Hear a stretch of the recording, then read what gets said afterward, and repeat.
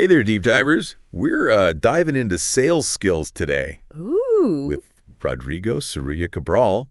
We've got his training materials and YouTube videos. Yeah. All ready to go. This guy's been teaching this stuff for over 15 years. Wow. And still takes courses Really? to stay sharp. That's what I love about it. Right. He's not just talking the talk, he's walking the walk and keeping his methods current. Exactly. So whether you're a sales pro or just starting out and feeling a little intimidated, we're going to extract the core principles here that make you more effective whether you're closing deals or just navigating life's little negotiations. And one of Rodrigo's core beliefs really struck me. Okay. He says anyone can learn this stuff. Really? It's not about some... See, when I first heard that, I was skeptical. But then I thought back, haven't we all had moments where we knew we could be persuasive? Oh, yeah.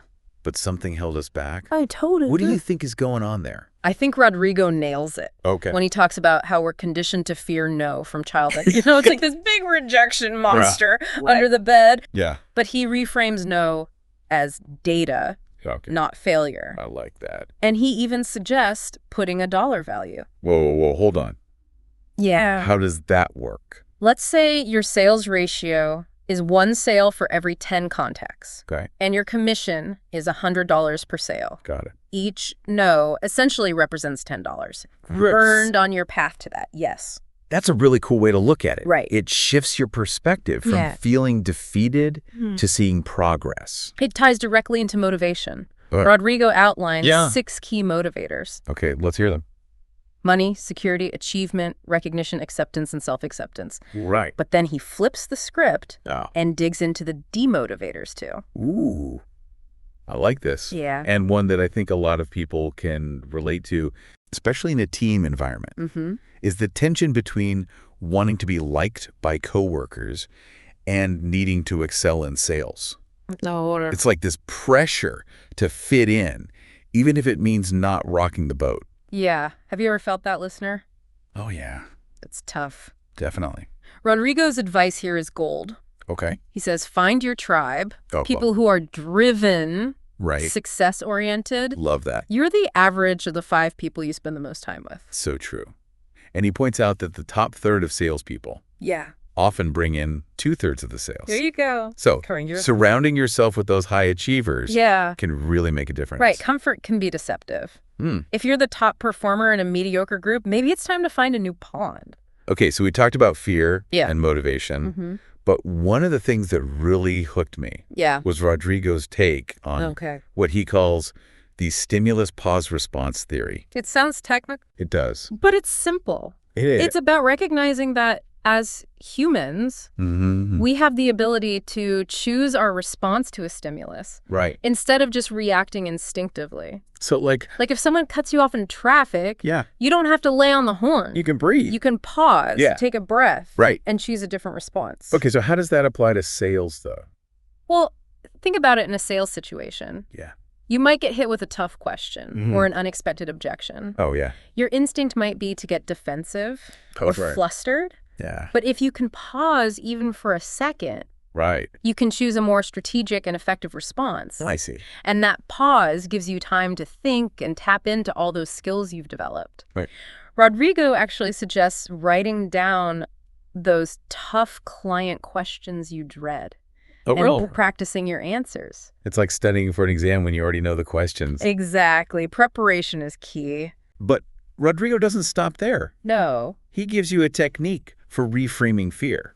Yeah, because a lot of times fear comes from visualizing failure. Right, you're imagining yourself messing up. Totally. Getting tongue-tied. Yeah. Or facing that brutal rejection. And his solution is so clever. Yeah. He tells you to literally replace that mental image of failing with one of yourself succeeding in that exact same scenario. It's like mental rehearsal for a win. Have you ever tried anything like that, listener? I have. Yeah. It's all about rewiring your brain to focus on the positive outcome. And it loops back to Rodrigo's core belief. Yeah.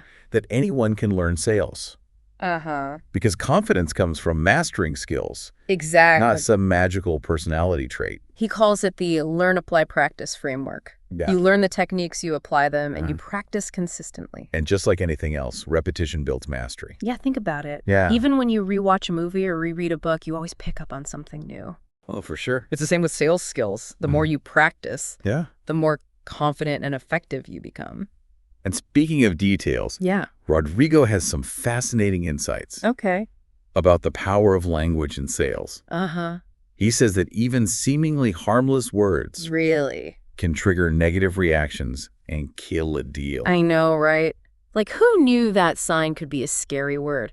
He actually recommends replacing it with authorize or okay. Seriously, sign. Yeah. But then when he explained how it can evoke all this anxiety about commitment and legalities, Yeah. it totally made sense. And then buy, well, that just focuses on spending money, Not getting value. not getting value. So he suggests swapping it with own. I think that was my favorite. Yeah, me too. It just shifts the whole perspective, right? Totally. He actually has a whole list of these word swaps. Does he? Agreement instead of contract. Oh, yeah. Investment instead of cost.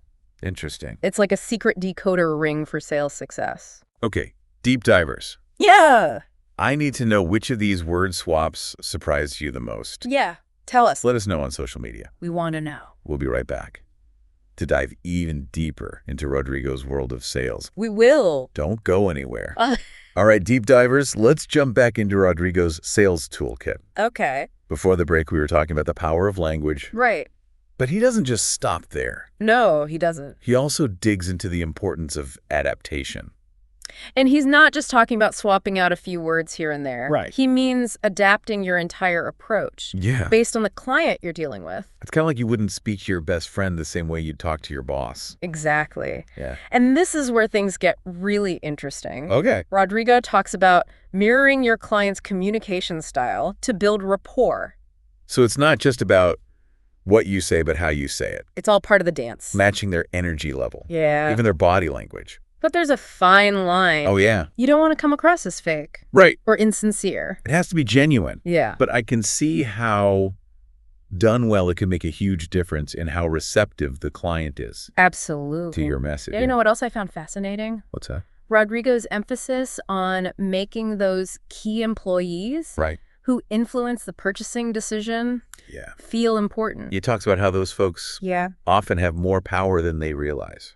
And sometimes they might even be a little insecure about their role. Oh, okay. So acknowledging their expertise, Right. making them feel like valued partners can really seal the deal. So you're not just selling to the company. No. You're selling to the individual. Exactly. Okay. So we've talked about adapting to your client. Yeah. But what about adapting your sales approach in general? Rodrigo is adamant that relying on a single, Mhm. rigid sales presentation Right. is a recipe for disaster.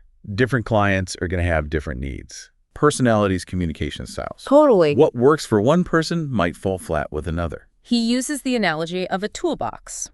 Okay. You wouldn't use a hammer for every job. Right. You need different tools for different tasks. So in sales, you need to have different versions of your presentation ready to go. Exactly. So if you're dealing with a client who wants the bottom line right away, you get straight to the point. Yeah. But if you've got someone who loves to dive into the details, analyze every data point, Right. then you break out the spreadsheets. It's about reading the room, Yeah. understanding your audience, Okay. and adjusting your approach on the fly. And that brings us back to the stimulus pause response model. Right. You're constantly taking in cues from the client, pausing Yeah. to process that information, and then responding in a way that resonates with them. It's a dynamic process, not a static script. Okay, ready for another mind-blowing concept? You be. Rodrigo says that logic alone won't close deals. Whoa, that one caught me off guard. He's a firm believer that people buy on emotion Interesting. and then justify with logic. Oh. And he backs it up with some pretty compelling research. Does he? He cites the Nobel Prize-winning work of Daniel Kahneman, Okay. who talks about the two systems operating in our brains. System 1 and System 2. System 1 is fast, Okay. intuitive, and driven by emotion, Right. while System 2 is slower, Yeah. more deliberate and logical And guess which system tends to be in the driver's seat? when we're making decisions. System 1, our emotions. Exactly. Our emotional brain often makes the call Wow. before our logical brain has a chance to catch up.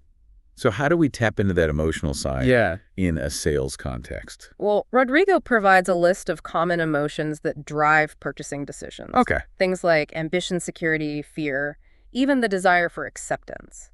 So if you're selling a security system, you might focus on a potential client's fear of burglary or their desire to protect their loved ones. Or if you're selling a luxury car, you might appeal to their ambition for success or their need for status and recognition. Oh, yeah. And remember those key employees we talked about earlier? Yeah. Rodrigo suggests appealing to their ambition by showing them how your product or service can make them look good. Within the company. Within the company, exactly. It's all about finding that emotional hook. Yeah. That resonates with the client's needs and desires. And once you've got them emotionally invested, then you bring in the logic to support the decision. You provide the data, the facts, the features that justify the emotional choice. It's a powerful combination. Speaking of powerful, Rodrigo also talks about the importance of creating a positive atmosphere for your sales interactions. Yeah. He says that one negative image can erase multiple positive ones. It's like that saying, it takes 20 years to build a reputation and 5 minutes to ruin it. So true. And this is where his advice on language becomes so crucial. Yeah. He's really adamant about avoiding words that trigger negative emotions or remind clients that they're being sold to. We talked about some of those word swaps earlier. Like using total investment instead of cost. Or agreement instead of contract. He really wants you to focus on creating a collaborative and positive experience for the client. But here's a challenge for you, listener. Rodrigo suggests this exercise where you identify which features of your product or service evoke feelings of ownership and ambition in your clients. It's a great way to practice framing your message in a way that resonates emotionally. Think about it. What aspects of your product or service would make someone feel proud to own it? What about its potential to help them achieve their goals? Take a minute and jot down your answers. We'll wait. Okay, pencils down. Got them. Now that you've got those emotional hooks in mind. Let's move on to Rodrigo's final tips for sales success. Welcome back, deep divers. We're in the final stretch of our sales deep dive with Rodrigo. We've covered a lot of ground, from reframing those no's to the power of mirroring and tapping into emotions. But Rodrigo doesn't just focus on the sunshine and rainbows. He doesn't. He gets real about the challenges of sales. For sure. And those sneaky demotivators that can drag you down. Like when the deal you've been working on falls apart. Oh, man. Or when you feel pressure to conform to a team that's just coasting along. He called it sales depression. It's not pretty. And it's not pretty. You start doubting yourself. You do. The product, maybe the whole company. Oh, yeah. It can be a vicious cycle. But I love how he connects his back to those 6 motivators we talked about earlier. If your motivators, whether it's money recognition or that feeling of achievement, aren't aligned with your goals, those demotivators are going to creep in and take hold. It's like trying to run a marathon on an empty stomach. You might start strong, but you're going to hit a wall. So it's not just about knowing what drives you. No. But also recognizing what's draining you. And Rodrigo has this brilliant technique for tackling those moments of self-doubt and fear of failure. You know, I think we've all been there.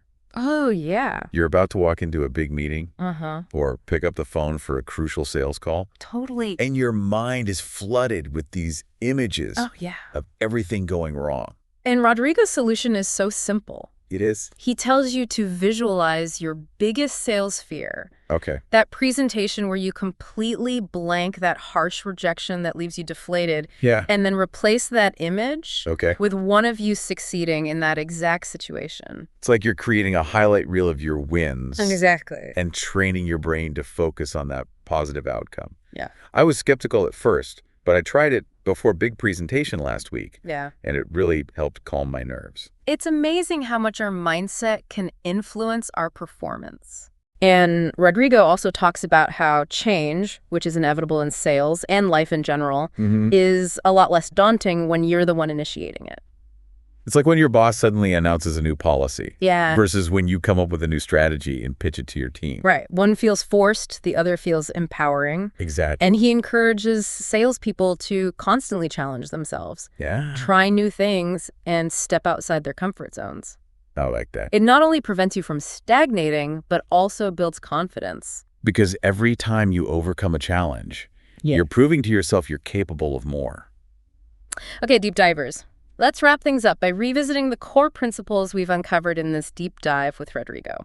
Right. First up, anyone can learn sales. It's not about some magical talent. It's about developing skills through practice and repetition. No is not the enemy. Nope. It's valuable data. That helps you refine your approach. And get closer to that, yes. Preparation is king. Know your product. Anticipate objections. Practice those responses. That's how you build confidence and set yourself up for success. Watch your language. Yes. The words you use can make or break a deal, so choose them wisely. Avoid negativity and reframe your message in a positive and empowering way. And finally, adapt. Tailor your communication style to each client and be willing to adjust your approach on the fly. Based on their needs and personality. So what does this all mean for you, listener? What's one small change you can make in your communication today based on what we've learned from Rodrigo? Will you reframe a negative word? Visualize yourself succeeding in a challenging situation. Practice responding to a tough objection. Whatever it is, we'd love to hear about it. Share your takeaways and continue the conversation with us online. Until next time, Deep Divers, happy selling.